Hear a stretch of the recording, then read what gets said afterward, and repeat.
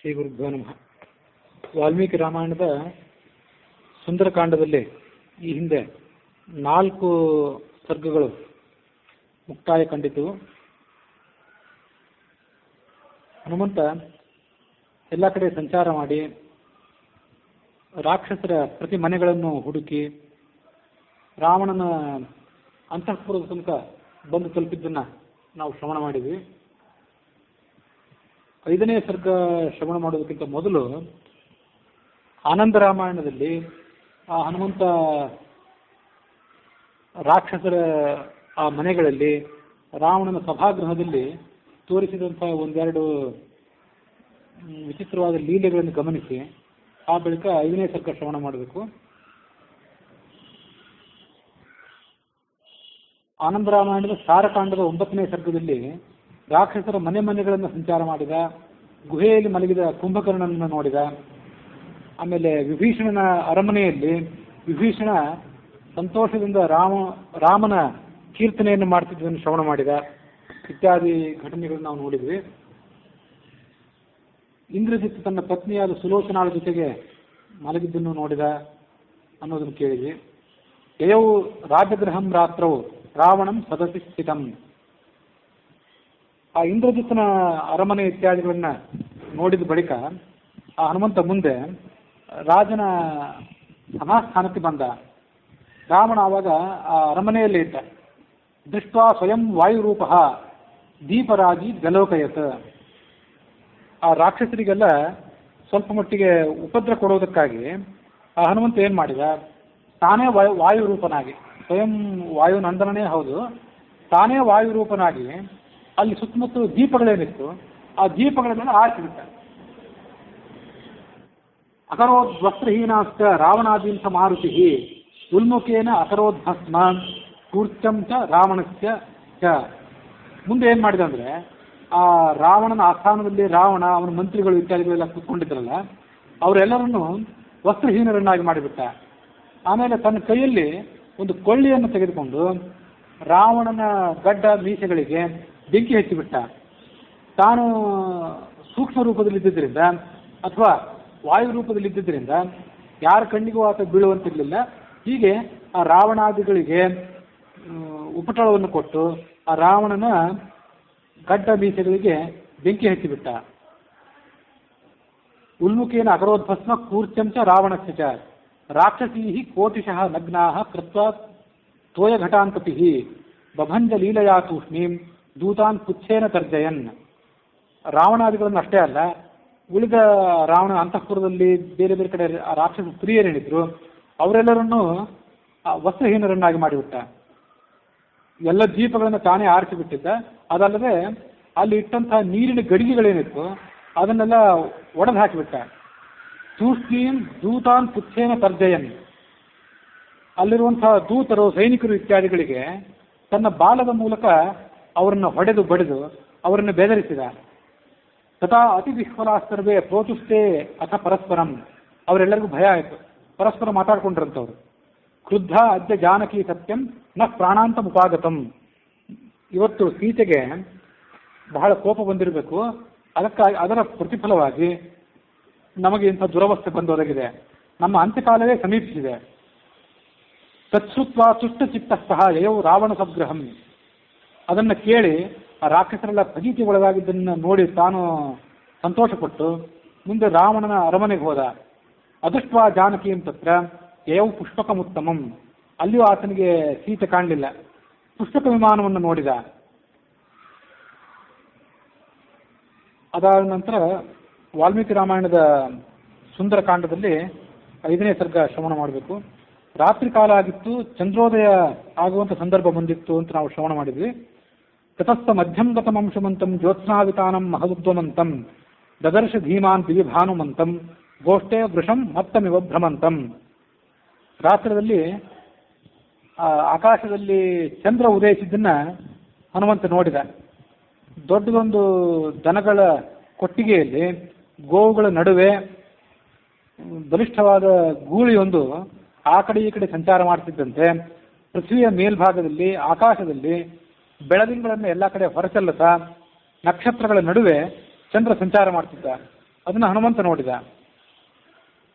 ಲೋಕಸ್ಯ ಪಾಪಾನಿ ವಿನಾಶಯಂತಂ ಮಹೋದಧಿಂ ಚಾಪಿ ಸಮೇಧಯಂತಂ ಭೂತಾನಿ ಸರ್ವಾಣಿ ವಿರಾಜಯಂತಂ ದದರ್ಶ ಶೀತಾಂಶು ಮಥಾಭಿಯಾಂತಂ ಯಾಭಾತಿ ಲಕ್ಷ್ಮೀ ಭುವಿ ಮಂದರಸ್ಥ ತಥಾ ಪ್ರದೋಷೇಷು ಚ ಸಾಗರಸ್ಥ ತಥೈವ ತೋಯೇಷು ಚ ಪುಷ್ಕರಸ್ಥ ರರಾಜ ಸ ಚಾರು ನಿಶಾಕರಸ್ಥ ಹಂಸೋ ಯಥಾ ರಾಜತಪಂಜರಸ್ಥಃ ಸಿಂಹೋ ಯಥಾ ಮಂದರ ಕಂದರಸ್ಥಃ ವೀರೋ ಯಥಾ ಗರ್ವಿತ ಕುಂಜರಸ್ಥಃ ಚಂದ್ರೋ ವಿಭಭ್ರಾಜ ಯಥಾ ಅಂಬರಸ್ಥಃ ಸ್ಥಿತಃ ಕಕುದ್ಮಾನಿವ ತೀಕ್ಷ್ಣಶೃಂಗಃ ಮಹಾಚಲ ಶ್ವೇತ ಇವೋಚ್ಚ ಶೃಂಗಃ ಹಸ್ತೀವ ಜಾಂಬೂನದ ಬದ್ಧಶೃಂಗಃ ಯರಾಜಚಂದ್ರಃ ಪರಿಪೂರ್ಣಶೃಂಗಃ ವಿನಷ್ಟಶೀತಾಂಶು ತುಷಾರಪಂಕಃ ಮಹಾಗ್ರಹಗ್ರಾಹ ವಿನಷ್ಟಪಂಕಃ ಪ್ರಕಾಶಲಕ್ಷ್ಮ್ಯಾಶ್ರಿತ ನಿರ್ಮಲಾಂಕಃ ಯರಾಜಚಂದ್ರೋ ಭಗವಾನ್ ಶಶಾಂಕಃ. ಚಂದ್ರ ಆ ಜನರ ಕತ್ತಲೆಯನ್ನು ಮಾತ್ರ ಪರಿಹಾರ ಮಾಡೋದಲ್ಲ, ಜನರ ಪಾಪವನ್ನು ಕೂಡ ಪರಿಹಾರ ಮಾಡ್ತಾನಂತೆ. ಪಾಪ ಅಥವಾ ದುಃಖವನ್ನು ಕೂಡ ಪರಿಹಾರ ಮಾಡ್ತಾನೆ. ಸಮುದ್ರದ ಉಕ್ಕೇರುವಿಕೆಯ ಚಂದ್ರ ಕಾರಣ, ಎಲ್ಲ ಪ್ರಾಣಿಗಳನ್ನು ಸಂತೋಷಪಡಿಸ್ತಿದ್ದ. ಅವನನ್ನ ಹನುಮಂತ ಆಕಾಶದಲ್ಲಿ ನೋಡಿದ.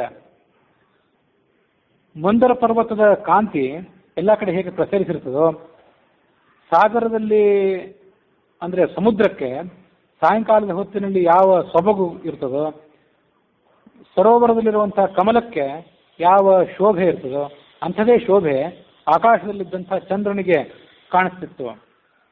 ಬೆಳ್ಳಿಯ ಪಂಜರದೊಳಗೆ ಬಂದಿಯಾಗಿರುವಂತಹ ಹಂಸ ಹೇಗೆ ಕಂಗೊಳಿಸ್ತಿರ್ತದೋ ಅದರಂತೆ ಆಕಾಶದಲ್ಲಿ ಚಂದ್ರನಿದ್ದ. ಮಂದರ ಪರ್ವತ ಅದು ಬೆಳ್ಳಿಯ ಪರ್ವತ ಅಂತ ಹೇಳ್ತಾರೆ. ಮೇರು ಪರ್ವತ ಬಂಗಾರದ ಪರ್ವತ, ಮಂದರ ಪರ್ವತ ಬೆಳ್ಳಿಯ ಪರ್ವತ. ಅದರ ಗುಹೆಯಲ್ಲಿ ಸಿಂಹ ಇದ್ದರೆ ಅದು ಹೇಗೆ ಕಂಗೊಳಿಸ್ತದೋ ಹಾಗೆ ಚಂದ್ರ ಕಂಗೊಳಿಸ್ತಿದ್ದ. ಮದಿಸಿದ ಆನೆಯ ಮೇಲೆ ಕುಳಿತಿರುವಂತಹ ವೀರ ಪುರುಷನಂತೆ ಆಕಾಶದಲ್ಲಿರುವಂತಹ ಚಂದ್ರ ಪ್ರಕಾಶಿಸುತ್ತಿದ್ದ.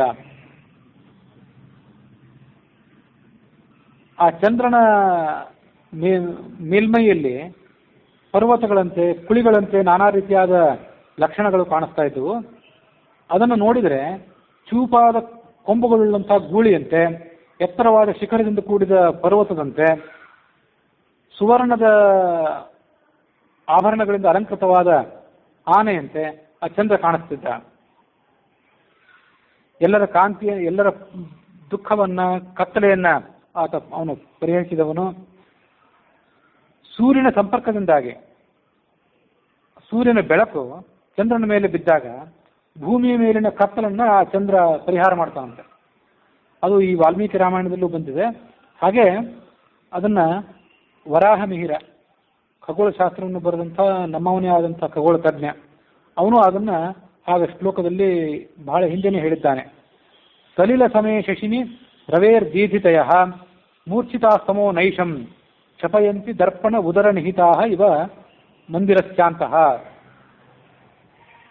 ಸೂರ್ಯನ ಕಿರಣದ ಸಂಪರ್ಕ ಇಲ್ಲದೇ ಇದ್ರೆ ಚಂದ್ರ ಬೆಳಗಲಿಕ್ಕೆ ಸಾಧ್ಯ ಇಲ್ಲ. ಹಾಗಾಗಿ ಚಂದ್ರನ ಮೇಲೆ ಸೂರ್ಯನ ಬೆಳಕು ಬಿದ್ದಾಗ ಅದು ಪ್ರತಿಫಲಿತ ಆಗಿ ಅದು ಎಲ್ಲ ಕಡೆ ತನ್ನ ಬೆಳಕನ್ನು ಹೊರಹೊಮ್ಮಿಸ್ತದೆ ಅಂತ ಆ ವರಾಹ ಮಿಹಿರ ಹಿಂದೆ ಹೇಳಿದಂಥ ಸಂಗತಿ ಅದು.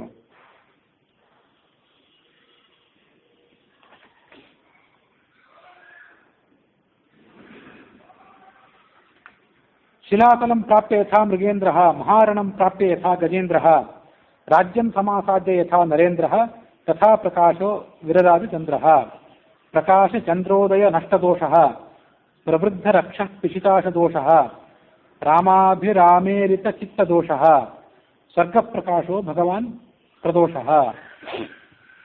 ತಂತ್ರೀಸ್ವನ ಕರ್ಣಸುಖಾ ಪ್ರವೃತ್ತಾ ಸ್ವಪಂಥಿ ನಾದ್ಯ ಪ್ರತಿಭಿತ್ ಸುವೃತ್ತಾ ನಕ್ತಂಚರಾಶ್ಚಾಪಿ ಯಥಾ ಪ್ರವೃತ್ತಾ ವಿಹರ್ತು ಮತ್ಯದ್ಭುತ ರೌದ್ರವೃತ್ತಾ ಮತ್ತ ಪ್ರವೃತ್ತಾನಿ ಸಮಾಕುಲಾನಿ ರಥಾಶ್ವಭದ್ರಾಸನ ಸಂಕುಲಾನಿ ವೀರಶ್ರಿಯಾಚಾಪಿ ಸಮಾಕುಲಾನಿ ದದರ್ಶ ಧೀಮಾನ್ ಸ ಕಪಿ ಕುಲಾನಿ ಪರಸ್ಪರಂ ಚಾಧಿಕಮಾಕ್ಷಿಪಂತಿ ಭುಜಾಂಶ್ಚ ಪೀನಾ ನದಿ ನಿಕ್ಷಿಪಂತಿ ಮತ್ತ ಪ್ರಲಾಪ ನದಿಕಂ ಕ್ಷಿಪಂತಿ ಮತ್ತಾನಿ ಚಾನ್ಯೋನ್ಯಮಧಿಕ್ಷಿಪಂತಿ ರಕ್ಷಾಂಸಿ ವಕ್ಷಾಂಸಿ ಚ ವಿಕ್ಷಿಪಂತಿ ಗಾತ್ರಾಣಿ ಕಾಂತಾಸು ಚ ವಿಕ್ಷಿಪಂತಿ ರೂಪಾಣಿ ಚಿತ್ರಾಣಿ ಚ ವಿಕ್ಷಿಪಂತಿ ದೃಢಾನಿ ಚಾಪಾನಿ ಚ ವಿಕ್ಷಿಪಂತಿ ದದರ್ಶ ಕಾಂತಾಶ್ಚ ಸಮಾಲಭಂತ್ಯಃ ತಥಾ ಅಪರಾಸ್ತತ್ರ ಪುನಃಸ್ವಪಂತ್ಯಃ ಸ್ವರೂಪವಕ್ತಾಶ್ಚ ತಥಾ ಹಸಂತ್ಯಃ ಕ್ರುದ್ಧಾಃ ಪರಾಶ್ಚಾಪಿ ವಿನಿಶ್ವಸಂತ್ಯಃ.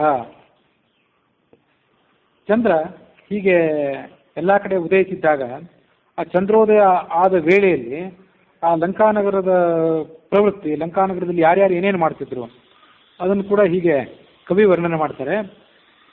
ಆ ಪ್ರದೋಷದಲ್ಲಿ ಅನೇಕ ಜನ ಲೋಲುಪರಾದ ರಾಕ್ಷಸರು ನಾನಾ ಥರದ ಭಕ್ಷ್ಯವನ್ನ, ಮಾಂಸ ಮೊದಲಾದ ಭಕ್ಷ್ಯಗಳನ್ನ ಭೋಜನ ಮಾಡಿ ಪಾಪವನ್ನು ಹೆಚ್ಚಿಸಿಕೊಳ್ತಾರೆ. ಸ್ತ್ರೀಯರಿಗೂ ಪುರುಷರಿಗೂ ಮನಸ್ಸಿಗೆ ಚಾಂಚಲ್ಯಕ್ಕೆ ಕಾರಣವಾದದ್ದು. ಕೆಲವರು ವೀಣಾನಾದ ಮಾಡ್ತಾ ಇದ್ರು, ಕೆಲವರು ಮೃದಂಗ ಮೊದಲಾದ ವಾದ್ಯಗಳನ್ನ ನುಡಿಸ್ತಾ ಇದ್ರು, ಕೆಲವು ಸ್ತ್ರೀಯರು ತಮ್ಮ ಗಂಡಂತರ ಸೇವೆಯನ್ನು ಮಾಡ್ತಾ ಇದ್ರು, ಕೆಲವು ರಾಕ್ಷಸರು ಆ ಸಾಯಂಕಾಲದ ವೇಳೆಯಲ್ಲಿ ನಗರದ ಬೀದಿಗಳಲ್ಲಿ ವಿಹಾರ ಮಾಡ್ಲಿಕ್ಕೆ ಹೊರಟಿದ್ರು. ಕೆಲವು ಮನೆಗಳಲ್ಲಿ ಐಶ್ವರ್ಯದ ಮದದಿಂದ ಕೊಬ್ಬಿದಂತಹ ರಾಕ್ಷಸರಿದ್ರು, ಕೆಲವು ಕಡೆ ರಾಕ್ಷಸರು ಮದ್ಯಪಾನ ಮಾಡಿ ಕೊಬ್ಬಿದ್ದರು, ಕೆಲವರು ರಾಕ್ಷಸರು ಪರಸ್ಪರ ಆಟಕ್ಕಾಗಿ ಕೋಲಾಹಲ ಮಾಡ್ತಿದ್ರು. ತಮ್ಮ ಹೆಗಲು, ಬಾಹು, ಮುಷ್ಟಿ ಇತ್ಯಾದಿಗಳನ್ನ ಸಿದ್ಧ ಮಾಡಿಕೊಂಡು ಪರಸ್ಪರರನ್ನು ಪ್ರಹಾರ ಮಾಡಲಿಕ್ಕೆ ಸಿದ್ಧರಾಗಿದ್ರು. ಪರಾಕ್ರಮದ ಸೂಚಕವಾಗಿ ಕೆಲವರು ತಮ್ಮ ಎದೆಯನ್ನು ತಟ್ಟಿಕೊಳ್ತಾ ಇದ್ರು, ಮತ್ತು ಕೆಲವರು ತಮ್ಮ ಭುಜವನ್ನ ಅಪ್ಪಳಿಸ್ಕೊಳ್ತಾ ಇದ್ರು. ಕೆಲವರು ತಮ್ಮ ಮನೆಯಲ್ಲಿದ್ದಂತಹ ಧನುಸ್ಸನ್ನು ಕೈಯಲ್ಲಿ ತೆಗೆದುಕೊಂಡು ಆ ಧನುಸ್ಸಿನ ಹಗ್ಗ, ಬಾಣ ಇತ್ಯಾದಿಗಳನ್ನ ಪರೀಕ್ಷೆ ಮಾಡ್ಕೊಳ್ತಿದ್ರು. ರಾಕ್ಷಸರ ಪತ್ನಿಯರಲ್ಲಿ ಕೆಲವರು ಆ ಸಾಯಂಕಾಲದಲ್ಲಿ ಶರೀರಕ್ಕೆ ಅಂಗರಾಗ, ಶರೀರಕ್ಕೆ ಹಚ್ಕೊಳ್ಬೇಕಾದಂತಹ ಗಂಧ, ಕುಂಕುಮ ಮೊದಲಾದವುಗಳನ್ನ ಲೇಪನ ಮಾಡ್ಕೊಳ್ತಿದ್ರು. ಕೆಲವರು ಮಲಗಿಕೊಂಡಿದ್ರು, ಕೆಲವರು ಸಂತೋಷ ಸೂಚಕವಾಗಿ ನಗುತ್ತಾ ಇದ್ರು, ಮತ್ತೆ ಕೆಲವರು ರಾಕ್ಷಸ ಪತ್ನಿಯರು ತಮ್ಮ ಪತಿಗಳ ಮೇಲೆ ಕುಪಿತರಾಗಿದ್ರು. ಅವರವರ ಪತಿಗಳು ಎಲ್ಲೋ ದೂರ ಹೋದಾಗ ಅವನನ್ನು ನೋಡದೆ ಮತ್ತೆ ಕೆಲವರು ನಿಟ್ಟುಸಿರು ಬಿಡ್ತಾ ಇದ್ರು. ಇದನ್ನೆಲ್ಲವನ್ನು ಹನುಮಂತ ನೋಡಿ ನೋಡಿ ಅಲ್ಲಿಂದ ಮುಂದೆ ಹೋದ. ಎಲ್ಲ ಕಡೆ ಬಲವಾದ ಧ್ವನಿ, ಬಲವಾದ ಶಬ್ದ ಕೇಳಿ ಬರ್ತಿದ್ರಿಂದ ಬುಸುಗುಟ್ಟುವ ಸರ್ಪಗಳಿಂದ ಕೂಡಿದಂಥ ಸರೋವರದಂತೆ ಆ ಇಡೀ ಲಂಕಾನಗರ ಹನುಮಂತನ ಗಮನಕ್ಕೆ ಬಂದಿತು. ಮಹಾಗರೇಶ್ಚಾಪಿ ತಥಾ ನದದ್ಭಿಃ ಸುಪೂಜಿತೈಶ್ಚಾಪಿ ತಥಾ ಸುಸದ್ಭಿಃ ತರಾಜ ವೀರೈಶ್ಚ ವಿನಿಶ್ವಸದ್ಭಿಃ ಸದೋ ಭುಜಂಗೈರಿವ ನಿಶ್ವಸದ್ಭಿಃ ಬುದ್ಧಿಪ್ರದಾನಾನ್ ರುಚಿರಾಭಿಧಾನಾನ್ ಸಂಶುದ್ಧಧಾನಾನ್ ಜಗತಃ ಪ್ರಧಾನಾನ್ ನಾನಾವಿಧಾನಾನ್ ರುಚಿರಾಭಿಧಾನಾನ್ ದದರ್ಶ ತಸ್ಯಾಂ ಪುರಿ ಯಾತುಧಾನಾನ್ ನನಂದ ದೃಷ್ಟ್ವಾ ಸಚ ತಾನ್ ಸ್ವರೂಪಾನ್ ನಾನಾಗುಣಾನ್ ಆತ್ಮಗುಣಾನುರೂಪಾನ್ ವಿದ್ಯೋತಮಾನಾನ್ ಸ ತದಾನುರೂಪಾನ್ ದದರ್ಶ ಕಾಂಚಿಚ್ಚ ಪುನರ್ವಿರೂಪಾನ್ ತಥೋ ವರಾರ್ಹಾಃ ಸುವಿಶುದ್ಧಭಾವಾಃ ತೇಷಾಂ ಶ್ರೇಯಸ್ತತ್ರ ಮಹಾನುಭಾವಾಃ ಪ್ರಿಯೇಷು ಪಾನೇಷು ಚ ಸಕ್ತಭಾವಾಃ ದದರ್ಶ ತಾರಾ ಇವ ಸುಪ್ರಭಾವಾಃ ಕ್ರಿಯಾ ಜ್ವಲಂತೀ ಪ್ರಪಯೋಪಗೂಢಾಃ ನಿಶೀತಕಾಲೇ ರಮಣೋಪಗೂಢಾಃ ದದರ್ಶ ಕಾಶ್ಚಿತ್ ಪ್ರಮದೋಪಗೂಢಾಃ ಯಥಾ ವಿಹಂಗಾಃ ಕುಸುಮೋಪಗೂಢಾಃ ಅನ್ಯಾಃ ಪುನರ್ಹರ್ಮ್ಯತಲೋಪವಿಷ್ಟಾಃ ತತ್ರ ಪ್ರಿಯಾಂಕೇಷು ಸುಖೋಪವಿಷ್ಟಾಃ ಭರ್ತುಪ್ರಿಯಾ ಧರ್ಮಪರಾ ನಿವಿಷ್ಟಾಃ ದದರ್ಶ ಭೀಮಾನ್ ಮದನಾಭಿವಿಷ್ಟಾಃ. ಮಹಾಬುದ್ಧಿಶಾಲಿಗಳಾದಂತಹ ರಾಕ್ಷಸರು ಕೆಲವು ಕಡೆ ಇದ್ರು. ಸುಮಧುರವಾದ ಧ್ವನಿಯಿಂದ ಗಾಯನ ಮಾಡುವವರು, ಆಕರ್ಷಕವಾಗಿ ಮಾತನಾಡುವಂಥವರು, ಶುದ್ಧಾಳುಗಳಾದವರು, ಆ ಕಡೆ ಈ ಕಡೆ ಸಂಚಾರ ಮಾಡುವಂಥವರು, ನಾನಾ ಥರದ ವೇಷವನ್ನು ಧರಿಸಿದಂತಹ ರಾಕ್ಷಸರು, ಅವ್ರನ್ನೆಲ್ಲರನ್ನೂ ಕೂಡ ಹನುಮಂತ ನೋಡಿದ. ತಮ್ಮ ಗಂಡಂದರ ವಿಷಯದಲ್ಲಿ ಅಪಾರವಾದ ಅನುರಾಗವನ್ನ ಹೊಂದಿದ್ದಂಥ, ನಕ್ಷತ್ರದಂತೆ ಆಕಾಶದಲ್ಲಿರುವ ತಾರೆಗಳಂತೆ ಮಿಂಚುತ್ತಿದ್ದಂತಹ ಸ್ತ್ರೀಯರನ್ನ ಆತ ನೋಡಿದ. ಆ ಸ್ತ್ರೀಯರು ಪುರುಷರ ಇವರ ಆ ವಿಹಾರ, ಆ ನಗರದಲ್ಲಿ ನಡೆದಂತಹ ಆಮೋದ ಪ್ರಮೋದಗಳೇನಿದ್ದವು ಅವು ಲಂಕಾನಗರದ ವೈಭವಕ್ಕೆ ಸೂಚಕವಾಗಿದ್ದವು. ಕೆಲವರು ಉದ್ಯಾನವನಗಳಲ್ಲಿ, ಲತಾಕುಂಜಗಳಲ್ಲಿ, ಲತಾಗ್ರಹಗಳಲ್ಲಿ ಹೀಗೆ ಕುಳಿತುಕೊಂಡಿದ್ದರು. ಕೆಲವು ಧಾರ್ಮಿಕ ಸ್ತ್ರೀಯರು ಪತಿಗಳ ಸೇವೆಯಲ್ಲಿ ನಿರತರಾಗಿದ್ದರು. ಅವರೆಲ್ಲರನ್ನು ಕೂಡ ಹನುಮಂತ ನೋಡ್ತಾ ನೋಡ್ತಾ ಅಲ್ಲಿಂದ ಮುಂದುವರೆದ. ಕೆಲವರು ಬಂಗಾರದಂತೆ ವರ್ಣ ಇದ್ದವರು, ಕೆಲವರು ಚಂದ್ರನಂತೆ ಬಿಳುಪಾದ ವರ್ಣ ಇದ್ದವರು, ಇನ್ನು ಕೆಲವರು ಗಂಡ ಎಲ್ಲೋ ದೂರ ಹೋಗಿದ್ದರಿಂದಾಗಿ ಖಿನ್ನವಾದ ಮುಖಭಾವವುಳ್ಳವರು. ಹೀಗೆ ನಾನಾ ಥರದ ಭಾವಗಳಿಂದ ಕೂಡಿದ ಸ್ತ್ರೀಯರನ್ನ ಆ ಹನುಮಂತ ನೋಡಿದ. ದೊಡ್ಡ ದೊಡ್ಡ ಅಂಗಡಿಗಳಿದ್ದವು. ಅಂಗಡಿಗಳಲ್ಲಿ ನಾನಾ ಥರದ ಆಭರಣಗಳು, ಬಟ್ಟೆಗಳು ಇತ್ಯಾದಿಗಳನ್ನು ಮಾರಲಿಕ್ಕಿಟ್ಟಿದ್ರು. ಆ ಎಲ್ಲ ಥರದ ಲಂಕಾನಗರದ ವೈಭವವನ್ನು ಆತ ನೋಡಿದ. ಆದರೆ ಸೀತೆ ಮಾತ್ರ ಆತನಿಗೆ ಎಲ್ಲೂ ಕಾಣಲೇ ಇಲ್ಲ. ಸೀತೆ ಆಗ ಆ ಕ್ಷಣದಲ್ಲಿ ವಿರಹ ಪೀಡಿತಳಾಗಿದ್ದು, ಅವಳು ಕಣ್ಣೀರು ಸುರಿಸಿ ಅದು ಕುತ್ತಿಗೆಯಿಂದ ಕೆಳಭಾಗದಲ್ಲಿ ಹರಿದು ಹೋಗ್ತಿತ್ತು. ಅಮೂಲ್ಯವಾದ ಆಭರಣಗಳನ್ನು, ವಸ್ತ್ರಗಳನ್ನು ಧರಿಸಿದ್ಲು. ಅಂಥ ಸೀತೆ ಮಾತ್ರ ಆತನಿಗೆ ಎಲ್ಲೂ ಕಾಣಲೇ ಇಲ್ಲ. ಉಳಿದವರೆಲ್ಲರೂ ಕಂಡರೂ ಕೂಡ ಆ ಸೀತೆ ಕಾಣದೇ ಇರುವ ಮೂಲಕವಾಗಿ ಅವನಿಗೆ ಸ್ವಲ್ಪ ವಿವೇಚನೆ ಇಲ್ಲದೆ ಮೂರ್ಖನಂತೆ ಆತ ಗೋಳಾಡಲಿಕ್ಕೆ ಪ್ರಾರಂಭ ಮಾಡಿದ. ಅಪ್ತಾವೃತಾಃ ಕಾಂಚನ ರಾಜವರ್ಣಾಃ ಕಾಂಚಿತ್ ಪರಾರ್ಧ್ಯಾಃ ತಪನೀಯವರ್ಣಾಃ ಪುನಶ್ಚ ಕಾಂಚಿತ್ ಛತ ಲಕ್ಷ್ಮವರ್ಣಾಃ ಕಾಂತಪ್ರಹೀಣಾಃ ರುಚಿರಾಂಗವರ್ಣಾಃ ತತಃ ಪ್ರಿಯಾನ್ ಪ್ರಾಪ್ತ ಮನೋಭಿರಾಮಾನ್ ಸುಪ್ರೀತಿಯುಕ್ತಾಃ ಪ್ರಸಮೀಕ್ಷ ರಾಮಾಃ ಗೃಹೇಷು ಹೃಷ್ಟಾಃ ಪರಮಾಭಿರಾಮಾಃ ಹೈಪ್ರವೀರ ಸದದರ್ಶ ರಾಮಾಃ ಚಂದ್ರಪ್ರಕಾಶಾಶ್ಚ ಹಿ ವಕ್ತ್ರಮಾಲಾಃ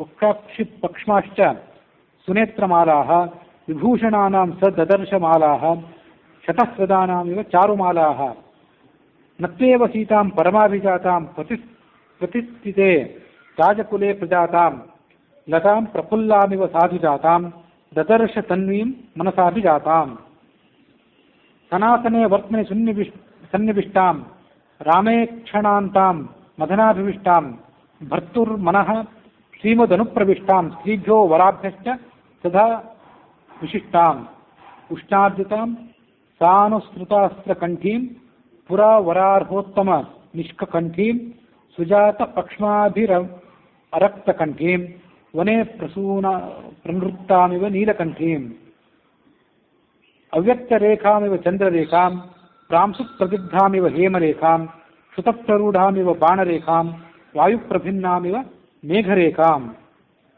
ಸೀತಾಮಪಶ್ಯನ್ ಮನುಜೇಶ್ವರಸ್ಯ ರಾಮಸ್ಯ ಪತ್ನೀಂ ವದತಾಂ ವರಸ್ಯ ಬಭೂವ ದುಃಖಾಭಿಹತಸ್ಥಿರಸ್ಯ ಪ್ಲವಂಗಮೋ ಮಂದ ಇವ ಅಚಿರಸ್ಯ.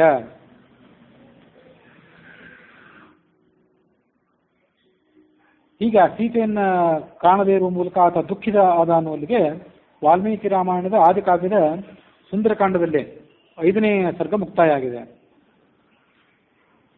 ಸನಿಕಾಂ ವಿಮಾನೇಶು ನಿಷಣ್ಣ ಕಾಮರೂಪಧೃಕ್ ವಿಚಚಾರ ಪುನರ್ಲಂಕಾಂ ಲಾಘವೇನ ಸಮನ್ವಿತಃ ಆಸಸಾದ ಅಥ ಲಕ್ಷ್ಮೀವಾನ್ ರಾಕ್ಷಸೇಂದ್ರ ನಿಷೇವಣಂ ಪ್ರಾಕಾರೇಣ ಅರ್ಕವರ್ಣೇನ ಭಾಸ್ವರೇಣ ಅಭಿಸಂವೃತಂ ರಕ್ಷಿತಂ ರಾಕ್ಷಸೈರ್ಘೋರೈಃ ಸಿಂಹೈರಿವ ಮಹಧ್ವನಂ ಸಮೀಕ್ಷಮಾಣೋ ಭವನಂ ಚಾಕಾಶೇ ಕಪಿಕುಂಜರಃ ರೂಪ್ಯಕೋಪಹಿತೈಶ್ಚಿತ್ರೈಃ ತೋರಣೈರ್ಹಿಮಭೂಷಿತೈಃ ವಿಚಿತ್ರಾಭಿಶ್ಚ ಕಕ್ಷ್ಯಾಭಿಃ ದ್ವಾರೈಶ್ಚ ರುಚಿರೈರ್ವೃತಂ ಗಜಾಸ್ಥಿತೈರ್ಮಹಾಮಾತ್ರೈಃ ಶೂರೈಶ್ಚ ವಿಗತಶ್ರಮೈಃ ಉಪಸ್ಥಿತಮಸಂಹಾರ್ಯೈಃ ಹಯೈಃ ಸ್ಯಂದನಯಾಯಿಭಿಃ ಸಿಂಹವ್ಯಾಘ್ರ ತನುತ್ರಾಣೈಃ ದಾಂತ ಕಾಂಚನ ರಾಜತೈಃ ಘೋಷವದ್ಭಿರ್ವಿಚಿತ್ರೈಶ್ಚ ಸದಾ ವಿಚಲಿತಂ ರಥೈಃ ಬಹುರತ್ನ ಸಮಾಕೀರ್ಣಂ ಪರಾರ್ಧ್ಯಾಸನ ಭಾಜನಂ ಮಹಾರಥ ಸಮಾವಾಸಂ ಮಹಾರಥ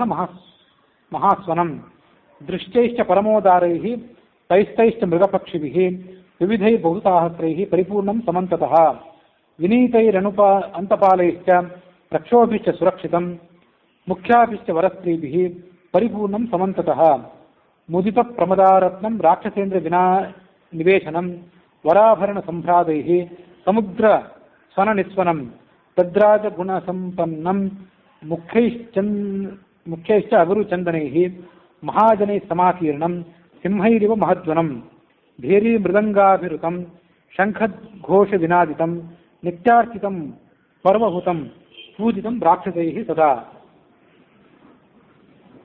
ಸೀತೆಯನ್ನು ಕಾಣದೆ ದುಃಖಿತನಾಗಿ ಆತ ಮುಂದೆ ಸಂಚಾರ ಮಾಡಲಿಕ್ಕೆ ಪ್ರಾರಂಭ ಮಾಡಿದ. ರಾವಣನ ಅರಮನೆಯನ್ನ ಹಿಂದೆ ಏನು ತಲುಪಿದ್ದವನು ಆ ರಾವಣನ ಅರಮನೆ ನೋಡಿದ ಕೂಡಲೇ ಸಂತೋಷಪಟ್ಟ. ಇಲ್ಲಿ ಎಲ್ಲಾದರೂ ಆ ಸೀತೆ ಕಣ್ಣಿಗೆ ಬೀಳಬಹುದು ಅಂತ ಆಲೋಚನೆ ಮಾಡಿದ.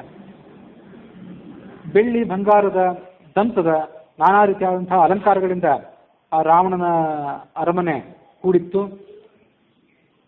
ನಾನಾ ಥರದ ದಿವ್ಯವಾದ ಆಸನಗಳು ಅಲ್ಲಿ ಇದ್ದವು. ಮಹಾರಥರು ಅಧಿರಥರು ಈ ಕ್ಷತ್ರಿಯರೇನಿರ್ತಾರೆ ಅವರಲ್ಲಿ ಮಹಾರಥರು, ಅತಿರಥರು ಅಂತ ಹೀಗೆ ನಾನಾ ರೀತಿಯಾದವರು ಅವರ ಪರಾಕ್ರಮದಿಂದ ಅವರನ್ನು ವಿಭಾಗ ಮಾಡೋದಿದೆ. ಏಕೋ ದಶಸಹಸ್ರಾಣಿ ಯೋಧಯೇದ್ಯಸ್ತು ಧನ್ವಿನಾಂ ಶಸ್ತ್ರ ಶಾಸ್ತ್ರ ಪ್ರವೀಣಶ್ಚ ಸ ಮಹಾರಥ ಉಚ್ಯತೆ. ತನ್ನನ್ನ 10,000 ಜನ ಯೋಧರು ಒಂದೇ ಕಾಲದಲ್ಲಿ ಎದುರಿಸಿದ್ರು ಅವರನ್ನು ಹಿಮ್ಮೆಟ್ಟಿಸಬಲ್ಲವನಾಗಿರ್ಬೇಕು. ಶಸ್ತ್ರ ಶಾಸ್ತ್ರ, ಬರೀ ಯೋಧ ಮಾತ್ರ ಆಗಿರಬಾರ್ದು, ಶಾಸ್ತ್ರದಲ್ಲೂ ಕೂಡ ಪಂಡಿತನಾಗಿರ್ಬೇಕು. ಅಂಥವನನ್ನ ಮಹಾರಥ ಅಂತ ಕರೀತಾರೆ. ಹಾಗಲ್ಲದೆ ಇದ್ದವನು ಅರ್ಧರಥ, ಅತಿರಥ ಅಂತ ಹೀಗೆ ಮತ್ತೆ ಕೆಳಗಿನ ತರಗತಿಗಳು. ಹೀಗೆ ಆ ಮಹಾರಥರಾದವರು ರಾವಣನ ಆಸ್ಥಾನಕ್ಕೆ ಬಂದಾಗ ಅವರಿಗೆ ಕೂತ್ಕೊಳ್ಳಿಕ್ಕೆ ಬೇಕಾದಂಥ ಎಲ್ಲ ಥರದ ಅನುಕೂಲಗಳು ಕೂಡ ಅಲ್ಲಿ ಕಂಡವು. ನಾನಾ ರೀತಿಯಾದ ಸಾವಿರಾರು ಮೃಗ ಪಕ್ಷಿಗಳು, ಸಾಕಿನ ಮೃಗ ಪಕ್ಷಿಗಳು ಅಲ್ಲಿ ಹನುಮಂತನಿಗೆ ಕಂಡವು. ನಾನಾ ಥರದ ದ್ವಾರಪಾಲಕರು, ಅರಮನೆಯನ್ನು ಕಾಯುವಂಥವರು, ಸ್ತ್ರೀ ಪುರುಷರೆಲ್ಲರೂ ಕೂಡ ಆ ಅರಮನೆಯ ಸುತ್ತಲೂ ಸಂಚಾರ ಮಾಡ್ತಾ ಇದ್ರು. ಸ್ತ್ರೀಯರು ತಾವು ತೊಟ್ಟಂತಹ ಆಭರಣಗಳ ನಿನಾದದ ಮೂಲಕ ಆ ಪ್ರದೇಶವನ್ನೆಲ್ಲ ತುಂಬಿಬಿಟ್ಟಿದ್ರು. ಆ ರಾಕ್ಷಸರನ್ನ ನೋಡಿದರೆ ಸಿಂಹಗಳಿಂದ ಕೂಡಿದ ಗುಹೆಯಂತೆ ಅದು ಕಾಣಿಸ್ತಾ ಇತ್ತು. ಆ ಅರಮನೆಯನ್ನು ನೋಡಿದರೆ ಇಡೀ ಲಂಕಾನಗರದ ಅಧಿದೇವತೆ ಏನಿದ್ದಲ್ಲ, ಹಿಂದೆ ನಾವು ಅವಳು ಶ್ರವಣ ಮಾಡಿದ್ವಿಲ್ಲ, ಆ ಲಂಕಾನಗರದ ಅಧಿದೇವತೆಯ ಆಭರಣ ಇದು, ಅವಳಿಗೆ ಮುಖ್ಯವಾದ ಆಭರಣ ಇದು. ಅಂದ್ರೆ ಇಡೀ ಲಂಕಾನಗರದಲ್ಲಿ ಅದ್ಭುತವಾದದ್ದು, ಹೆಚ್ಚು ಸೌಂದರ್ಯ ಉಳ್ಳಂತಹದ್ದು ಆ ಅರಮನೆ ಆಗಿತ್ತು. ಒಂದು ಮನೆಯಿಂದ ಮತ್ತೊಂದು ಕಡೆ ಹೋದ, ಒಂದು ಉದ್ಯಾನವನದಿಂದ ಮತ್ತೊಂದು ಕಡೆ ಹೋದ. ಎಲ್ಲ ಥರದ ಉಪ್ಪರಿಗೆಗಳಲ್ಲೆಲ್ಲ ಆ ಸೀತೆಯನ್ನ ಸಂಚಾರ ಮಾಡ್ಲಿಕ್ಕೆ, ಸೀತೆಯನ್ನು ಹುಡುಕ್ಲಿಕ್ಕಾಗಿ ಸಂಚಾರ ಮಾಡಿದ.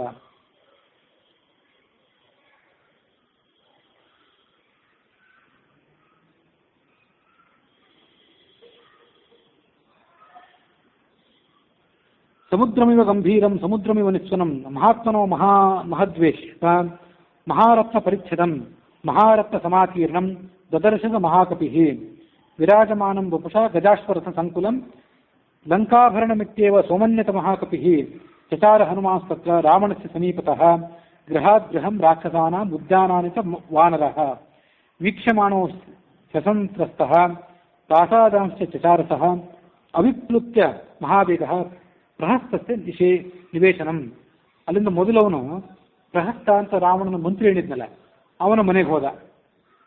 ಅಲ್ಲಿಂದ ಮುಂದೆ ಮಹಾಪಾರ್ಶ್ವ ಅಂತ ರಾಕ್ಷಸ ಇದ್ದ, ಅವನ ಮನೆಗೆ ಹೋದ. ತಥೋ ಅನ್ಯತ್ ಪುಕ್ಲುವೆ ವೇಶ್ಮ ಮಹಾಪಾರ್ಶ್ವಸ್ಯ ವೀರ್ಯವಾನ್ ಅಥ ಮೇಘ ಪ್ರತೀಕಾಶಂ ಕುಂಭಕರ್ಣ ನಿವೇಶನಂ. ಕುಂಭಕರ್ಣನ ಅರಮನೆಯನ್ನು ನೋಡಿದ. ವಿಭೀಷಣಸ್ಯ ಚ ತಥಾ ಪುಕ್ಲುವೇಶ ಮಹಾಕವಿ. ಒಂದು ಅರಮನೆಯಿಂದ ಮತ್ತೊಂದು ಅರಮನೆಗೆ ನಡ್ಕೊಂಡು ಹೋಗಬೇಕಾದ ಅವಶ್ಯಕತೆ ಇರಲಿಲ್ಲ, ಅವನಿಗೆ ಹಾರ್ಕೊಂಡು ಹೋಗ್ತಿದ್ದ. ಮಹೋದರಸ್ಯ ಚ ಗೃಹಂ ವಿರೂಪಾಕ್ಷಸ್ಯ ಚೈವ ಹಿ. ಮಹೋದರ, ವಿರೂಪಾಕ್ಷ ಇವರು ಕೂಡ ರಾವಣನ ಮಂತ್ರಿಗಳು. ಅವರ ಅರಮನೆಗಳನ್ನೆಲ್ಲ ನೋಡಿದ. ವಿದ್ಯುಜ್ಜಿಹ್ವಸ್ಯ ಭವನಂ ವಿದ್ಯುನ್ಮಾಲೆ ತಥೈವ ಚ. ವಿದ್ಯುಜ್ಜಿಹ್ವ, ವಿದ್ಯುನ್ಮಾಲೆ, ಕೆಲವರೆಲ್ಲ ಅವನ ಮಂತ್ರಿಗಳು, ಕೆಲವರು ಅವನ ಸಹೋದರಿಯರ ಗಂಡಂದರು. ಅವರೆಲ್ಲರ ಅರಮನೆಗಳನ್ನು ನೋಡಿದ. ವಜ್ರದಂಸ್ತಸ್ಯ ಚ ತಥಾ ಪುಕ್ಲುವೇಶ ಮಹಾಕಪಿ ಶುಕಸ್ಯ ಚ ಮಹಾತೇಜಾಃ ತಾರಣಸ್ಯ ಚ ಧೀಮತಃ. ಶುಕ, ತಾರಣ ಅನ್ನೋರಿಬ್ರು ಮಂತ್ರಿಗಳು ಹೌದು, ಅವನ ಗೂಢಚಾರರು ರಾವಣನಿಗೆ. ರಾವಣ ಅವರನ್ನ ಮುಂದೆ ರಾಮನ ಸೈನ್ಯವನ್ನೆಲ್ಲ ಸಂಚಾರ ಮಾಡಿ ಆ ಸೈನ್ಯದ ಅಗಾಧತೆಯನ್ನು ಕಂಡು ಬನ್ನಿ ಅಂತ ಕಳಿಸಿಕೊಟ್ಟಿದ್ದ. ಆ ಶುಕಸಾರಣರ ಮನೆಗೆ ಹೋದ. ತಥಾ ಚೇಂದ್ರಜಿತೋ ವೇಶ್ಮ ಜಗಾಮ ಹರಿಯೂಥಪಃ. ಇಂದ್ರಜಿತನ ಮನೆಗೆ ಹೋದ. ಜಂಬುಮಾಲೆ ಸುಮಾಲೇಶ್ಚ ಜಗಾಮ ಹರಿಸತ್ತಮಃ. ರಶ್ಮಿಕೇತೋಶ್ಚ ಭವನಂ ಸೂರ್ಯಶತ್ರೋಸ್ತಥೈವ ಚ. ಜಂಬುಮಾಲಿ, ಸುಮಾಲಿ, ಹೀಗೆ ನಾನಾ ಥರದ ರಾಕ್ಷಸರು, ಅವರೆಲ್ಲರ ಅರಮನೆಗಳು ಕೂಡ ಹೋದ.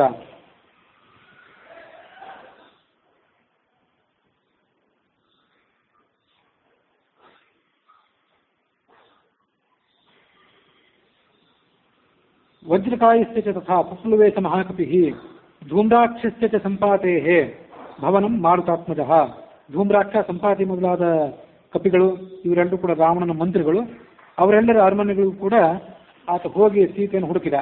ವಿದ್ಯುದ್ ರೂಪಸ್ಯ ಭೀಮಸ್ಯ ಧನಸ್ಯ ವಿಧನಸ್ಯ ಚ ಶುಕನಾಸಸ್ಯ ವಕ್ರಸ್ಯ ಶಠಸ್ಯ ವಿಕಟಸ್ಯ ಚ ಬ್ರಹ್ಮಕರ್ಣಸ್ಯ ದಂಷ್ಟ್ರಸ್ಯ ರೋಮಶಸ್ಯ ಚ ರಾಕ್ಷಸಃ ಯುದ್ಧೋನ್ಮತ್ತಸ್ಯ ಮತ್ತಸ್ಯ ಧ್ವಜಗ್ರೀವಸ್ಯ ನಾದಿನಃ ವಿದ್ಯುಜ್ಜಿಹ್ವ ಇಂದ್ರಜಿಹ್ವಾನಾಂ ತಥಾ ಹಸ್ತಿಮುಖಸ್ಯ ಚ ಕರಾಲಸ್ಯ ಪಿಶಾಚಸ್ಯ ಶೋಣಿತಾಕ್ಷಸ್ಯ ಚ ಇವೆಲ್ಲ ರಾಕ್ಷಸರ ಹೆಸರುಗಳು.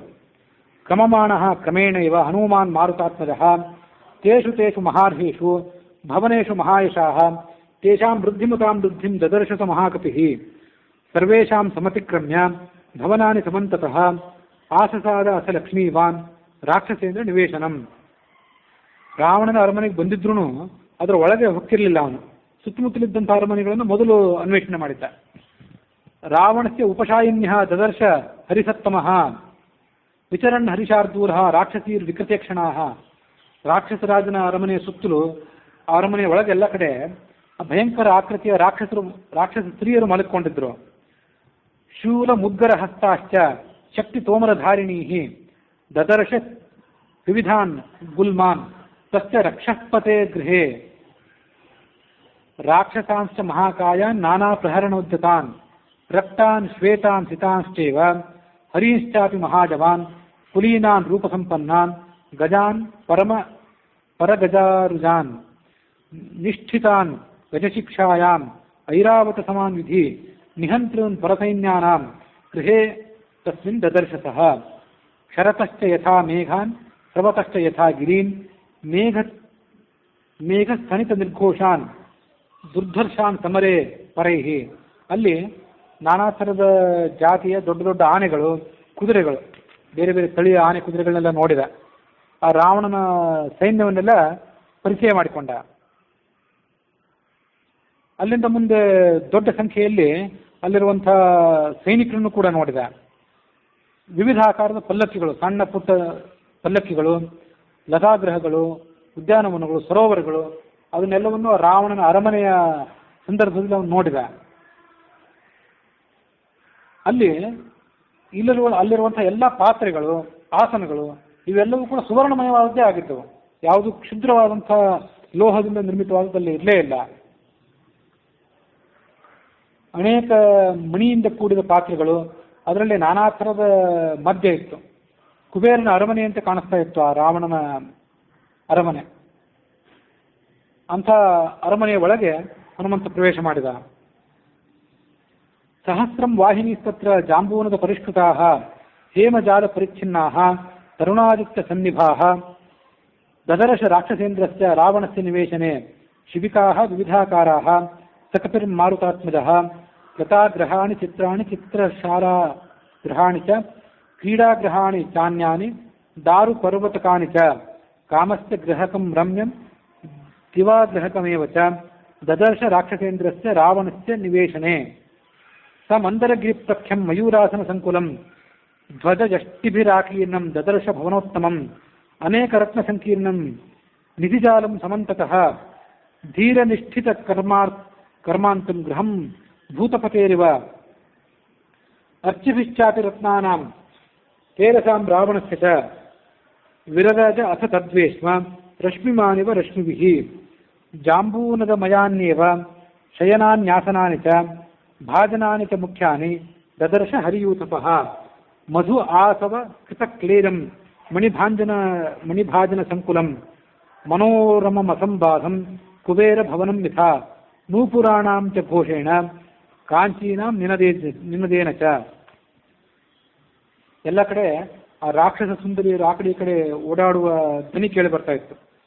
ಅವರ ಬಳೆಗಳ ಶಬ್ದ, ಕಾಲ್ಗೆಜ್ಜೆಗಳ ನಿನಾದ, ಅವರು ನಡುವಿಗೆ ಬಿಗಿದುಕೊಂಡಂತಹ ಒಡ್ಯಾಣಗಳ ನಿನಾದ, ಇದು ಎಲ್ಲ ಕಡೆ ಆ ರಾವಣನ ಅರಮನೆಯಲ್ಲಿ ಕೇಳಿ ಬರ್ತಾ ಇತ್ತು. ಮೃದಂಗ ತಾಳ ಘೋಷೇಶ್ಚ ಘೋಷವದ್ಭಿರಿ ವಿನಾದಿತಂ ಪ್ರಾಸಾದ ಸಂಘಾತಯುತಂ ಶ್ರೀರಕ್ತ ಶತಸಂಕುಲಂ ಸುವ್ಯೂಢಕಕ್ಷಂ ಹನುಮಾನ್ ರವಿವೇಶ ಮಹಾಗ್ರಹಂ ಇತಿ ಆರ್ಷೆ ಶ್ರೀರಾಮಾಯಣೆ ವಾಲ್ಮೀಕಿಯೇ ಆದಿಕಾವ್ಯೆ ಶ್ರೀಮತ್ ಸುಂದರಕಾಂಡೆ ಷಷ್ಠಃ ಸರ್ಗಃ. ಸ ವೇಶ್ಮಜಾಲಂ ಬಲವಾನ್ ದದರ್ಶ ವ್ಯಾಸಕ್ತ ವೈಡೂರ್ಯ ಸುವರ್ಣಜಾಲಂ ಯಥಾ ಮಹತ್ ಪ್ರಾವೃಷಿ ಮೇಘಜಾಲಂ ವಿದ್ಯುತ್ ಪಿನದ್ಧಂ ಸುವಿಹಂಗಜಾಲಂ ನಿವೇಶನಾನಾಂ ವಿವಿಧಾಶ್ಚ ಶಾಲಾಃ ಪ್ರಧಾನ ಶಂಖಾಯುಧ ಚಾಪಶಾಲಾಃ ಮನೋಹರಾಶ್ಚಾಪಿ ವಿಚಕ್ತಶಾಲಾಃ ದದರ್ಶ ವೇಶ್ಮಾದೃಶ್ಚಂದ್ರಶಾಲಾಃ ಗೃಹಾಣಿ ನಾನಾ ವಸುರಾಜಿತಾನಿ ದೇವಾಸುರೈಶ್ಚಾಪಿ ಸುಪೂಜಿತಾನಿ ಸರ್ವೈಶ್ಚ ದೋಷೈಃ ಪರಿವರ್ಜಿತಾನಿ ಕಪಿರ್ದದರ್ಶ ಸ್ವಪದಾರ್ಜಿತಾನಿ. ಈ ಎಲ್ಲ ಬೃಹತ್ ಪ್ರಮಾಣದ ಸಂಪತ್ತನ್ನು ರಾವಣ ತನ್ನ ಬಾಹುಬಲದಿಂದಲೇ ಸಂಪಾದನೆ ಮಾಡಿದ್ದ. ಅದನ್ನೆಲ್ಲವನ್ನು ಕೂಡ ಹನುಮಂತ ನೋಡಿದ. ಅಲ್ಲಿ ಸೀತೆಯನ್ನು ಕೂಡ ಹುಡುಕಿದ. ತಾನಿ ಪ್ರಯತ್ನಾಭಿ ಸಮಾಹಿತಾನಿ ಮಯೇನ ಸಾಕ್ಷಾದಿವ ನಿರ್ಮಿತಾನಿ ಮಹೀತಲೆ ಸರ್ವಗುಣೋತ್ತರಾಣಿ ದದರ್ಶ ಲಂಕಾಧಿಪತಿರ್ಗ್ರಹಾಣಿ ತಥೋ ದದರ್ಶೋತ್ಥಿತ ಮೇಘರೂಪಂ ಮನೋಹರಂ ಕಾಂಚನ ಚಾರುರೂಪಂ ರಕ್ಷೋಧಿಪಶ್ಚಾತ್ಮಬಲಾನುರೂಪಂ ಗೃಹೋತ್ತಮಂ ಹ್ಯಪ್ರತಿ ರೂಪಂ ಮಹೀತಲೆ ಸ್ವರ್ಗಮಿವ ಪ್ರಕೀರ್ಣಂ ಶ್ರಿಯಾ ಜ್ವಲಂತಂ ಬಹುರತ್ನಕೀರ್ಣಂ ನಾನಾ ತರುಣಾಂ ಕುಸುಮಾವಕೀರ್ಣಂ ಗಿರೇರಿವಾಗ್ರಂ ರಜಸಾವಕೀರ್ಣಂ ನಾರೀ ಪ್ರವೇಕೈವ ದೀಪ್ಯಮಾನಂ ಅಂಬೋಧ ವತರ್ಚಮಾನಂ ಹಂಸ ಪ್ರವೇಕೈರಿವ ವಾಹ್ಯಮಾನಂ ಶ್ರಿಯಾಯುತಂ ಖೇ ಸುಕೃತಾಂ ವಿಮಾನಂ ಯಥಾ ನಗಾಗ್ರಂ ಬಹುಧಾತು ಚಿತ್ರಂ ಯಥಾ ನಭಶ್ಚ ಗ್ರಹಚಂದ್ರಚಿತ್ರಂ ದದರ್ಶ ಯುಕ್ತೀಕೃತ ಮೇಘಚಿತ್ರಂ ವಿಮಾನರತ್ನಂ ಬಹುರತ್ನ ಚಿತ್ರಂ.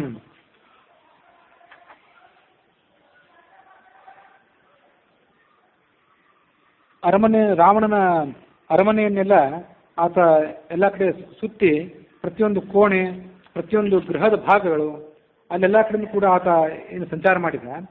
ಆತ ಯಾತಕ್ಕಾಗಿ ಸಂಚಾರ ಮಾಡಿದ? ಯಾಕಂದ್ರೆ ಆತ ಸಂಚಾರ ಮಾಡ್ತಿದ್ದದನ್ನ ಎಷ್ಟೋ ಜನ ರಾಕ್ಷಸರಾಗಲಿ ರಾಕ್ಷಸ ಸ್ತ್ರೀಯರಾಗಲಿ ನೋಡುವಂತೆ ಇರಲಿಲ್ಲ. ಸೂಕ್ಷ್ಮವಾದ ರೂಪದಲ್ಲಿದ್ದ. ಸೂಕ್ಷ್ಮ ರೂಪದಲ್ಲಿದ್ದರಿಂದ ಬೇರೆಯವರಿಗೆ ಕಣ್ಣಿಗೆ ಕಾಣುವಂತೆಯೇ ಇರಲಿಲ್ಲ. ಸೀತೆಯನ್ನ ತಾನು ಹುಡುಕಬೇಕಾದ ಅವಶ್ಯಕತೆಯೂ ಇರಲಿಲ್ಲ. ಸೀತೆ ಎಲ್ಲಿದ್ದಾಳೆ ಸರ್ವಜ್ಞನಾದವನು ಅವನಿಗೆ ಗೊತ್ತು. ಹಾಗಿದ್ದಾಗ ಆತ ಹುಡುಕ್ತಿದ್ದ ಯಾಕೆ? ಕೆಲವೊಮ್ಮೆ ದೇವತೆಗಳಾದವರು ಪರಮಾತ್ಮನಾದವನು ಇಲ್ಲಿ ಬಂದು ಹುಟ್ಟಿದಾಗ ತನ್ನ ಚಟುವಟಿಕೆಗಳನ್ನು ಸುತ್ತಮುತ್ತಲು ಯಾರು ನೋಡ್ತಿರ್ತಾರೆ ಅವರಿಗೆ ಮೋಹ ಬರಲಿಕ್ಕಾಗಿ ಅವರು ವರ್ತನೆ ಮಾಡೋದಿಲ್ಲ. ಹನುಮಂತ ಈ ಹುಡುಕುವಿಕೆ ಕೆಲಸವನ್ನು ಏನು ಮಾಡ್ತಿದ್ನಲ್ಲ, ಇದನ್ನು ನೋಡ್ತಿದ್ರು ಯಾರು? ರಾಕ್ಷಸ ಸ್ತ್ರೀಯರಂತೂ ಯಾರು ನೋಡ್ತಿರ್ಲಿಲ್ಲ. ಈತ ಯಾತಕ್ಕಾಗಿ ಮಾಡ್ತಿದ್ದ? ನರಲೋಕ ವಿಡಂಬಸ್ಯ ಜಾನನ್ ರಾಮಸ್ಯ ಹೃದ್ಗತಂ ತಸ್ಯ ಚೇಷ್ಟಾನುಸಾರೇಣ ಕೃತ್ವಾ ಚೇಷ್ಟಾಶ್ಚ ಸಂವಿದಃ ಮಾರ್ಗಮಾಣೋ ಬಹಿಶ್ಚಾಂತಃ ಸೋಷೋಕ ವನಿಕಾತಲೆ ದದರ್ಶ ಶಿಂಶುಪಾವೃಕ್ಷ ಮೂಲಸ್ಥಿತ ರಮಾಕೃತಂ. ರಾಮ ಮನುಷ್ಯನಾಗಿ ಭೂಲೋಕದಲ್ಲಿ ಜನಿಸಿದ್ನಲ್ಲ, ಅವನ ದೂತನಾಗಿ ಈತನೂ ಜನಿಸಿದ ಮೇಲೆ ರಾಮ ಹೇಗೆ ಅಜ್ಞಾನವನ್ನು ವ್ಯಕ್ತ ಮಾಡ್ತಾ ಆ ಕಡೆ ಈ ಕಡೆ ಸಂಚಾರ ಮಾಡ್ತಿರ್ತಾನೆ, ಅದರಂತೆ ಈ ಹನುಮಂತನು ಕೂಡ ಆ ಕಡೆ ಈ ಕಡೆ ಸಂಚಾರ ಮಾಡಿದ.